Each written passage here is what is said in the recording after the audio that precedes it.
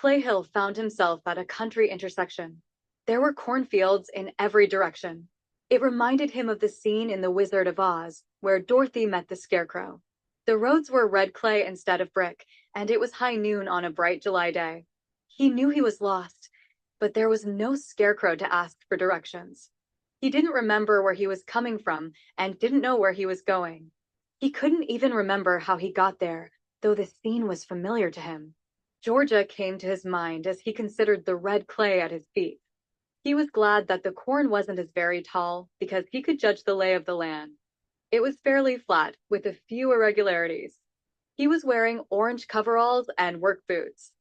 He felt a pressure to choose his direction, but really couldn't explain to himself why. Every road looked more or less the same.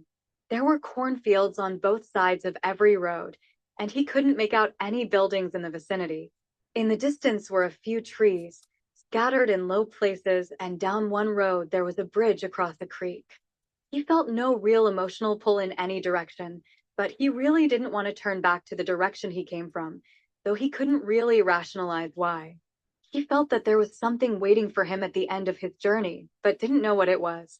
The roads were laid out in the cardinal directions, and they were all perfectly straight, only interrupted by the gentle undulations of the land. If there is a middle of nowhere, this is it, he muttered to himself. He chose the road with the bridge, because it would be nice to stop there for a drink. As he approached the bridge, he met two familiar-looking children, though he really couldn't put names to their faces. When they saw him, they screamed and ran up the creek bank. The red-headed one slipped and fell back into the stream. He tried to get up, but one leg couldn't support him. He yelled, "Go away, mister. I'm not allowed to talk to strangers." He tried to climb up the bank on his one good leg, but slid back into the stream instead. He fell, face down into the water.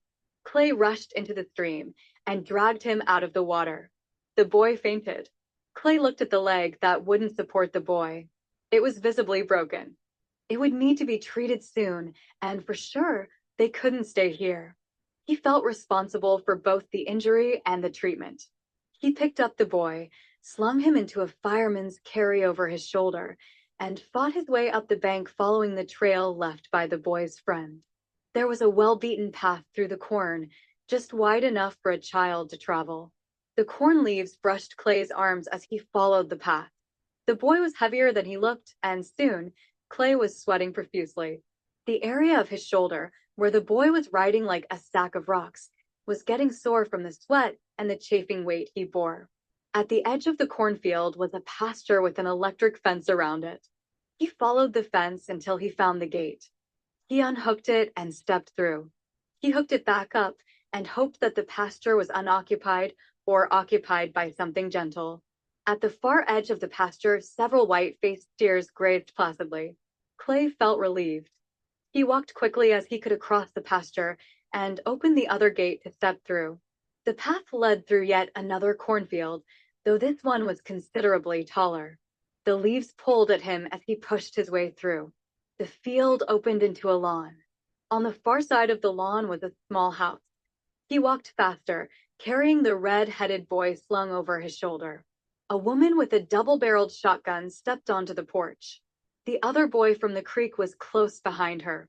The boy on his shoulder moaned from pain. "Hey, lady," he yelled. "This boy is hurt and he needs help. Put him down and step back. His leg is broken, and he almost drowned when he fell into the creek. Journey, but didn't you heard me? Put him down and step back." She pulled back the hammers on the shotgun. "Hey, don't shoot me, ma'am. Put him down, now." He could see her fingers tightening on the triggers. The boy started to stir. "Don't shoot him, Mama," cried the boy. "He saved my life. Put him down. He has a broken leg. Mama, don't shoot him." The boy was getting hysterical. Clay heard sirens. There were at least 4 of them. They were coming from the same general direction that he came from. He didn't feel relieved, though, but didn't know why. A police cruiser slid to a stop in the dooryard, followed by 3 more. Men with rifles and others with German shepherds spilled out of the cars. The dogs pulled at their leashes. The men with rifles aimed at him. "Put the boy down," called a voice through a bullhorn. The boy fainted.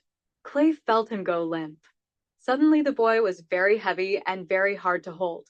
Clay dropped to his knees and laid him down on his back. As he rose from laying the boy on the ground, everything turned red. As he felt a heavy pain in his chest, then everything went black. NASA picked up an increase in heart rate for a couple of minutes on their telemetry, and then it went to where it was before. A technician jotted it down on his clipboard when he noticed it, noting time and duration. Major Tom found himself walking